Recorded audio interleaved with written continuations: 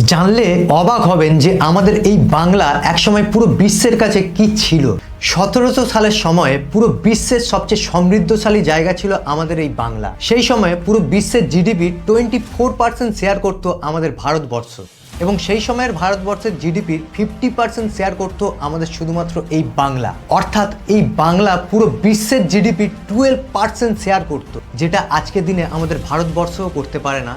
সেটা করে দেখিয়েছিল এক সময় বাংলা। কলকাতা ছিল সেই সময় পুরো বিশ্বের ট্রেড সেন্টার।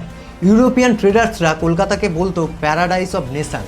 সেম কথাই বলতো ফ্রেঞ্চ ট্রেডার্সরাও। এই বাংলা থেকে বিভিন্ন জিনিস রপ্তানি করা হতো ইউরোপ, আরব কান্ট্রি, চায়না এবং বিশ্বের বিভিন্ন দেশে। এবং জাপানের পরে সবচেয়ে বড় শিপ বিল্ডিং হাব ছিল এই বাংলাতে। এমনকি ইংরেজরা যে জাহাজে করে আমাদের দেশে এসেছিল সেই জাহাজটাও বাংলাতেই তৈরি হয়েছিল। আর আরও একটা কথা শুনলে আপনারা অবাক হবেন, সেই সময়ের মুর্শিদাবাদ সেই সময়ের লন্ডন বা আমেরিকার চেয়েও বেশি সমৃদ্ধশালী জায়গা ছিল। আর সেই কারণেই ইংরেজরা এই বাংলাকে তাদের ক্যাপিটাল বানিয়েছিল। এবং ইংরেজরা যত লুটপাট চালিয়েছিল পুরো ভারতবর্ষে, তার মধ্যে সবচেয়ে বেশি যদি কোথাও লুটপাট চালিয়েছিল সেটা ছিল আমাদের এই বাংলা। এবং সেই লুটপাট চালানোর পরেও যতটুকু ইংরেজরা ছেড়ে দিয়ে গিয়েছিল, সেইটা আজকের দিনে এখনও লুটপাট চালাচ্ছে কারা, সেটা আপনারা খুব ভালোই জানেন।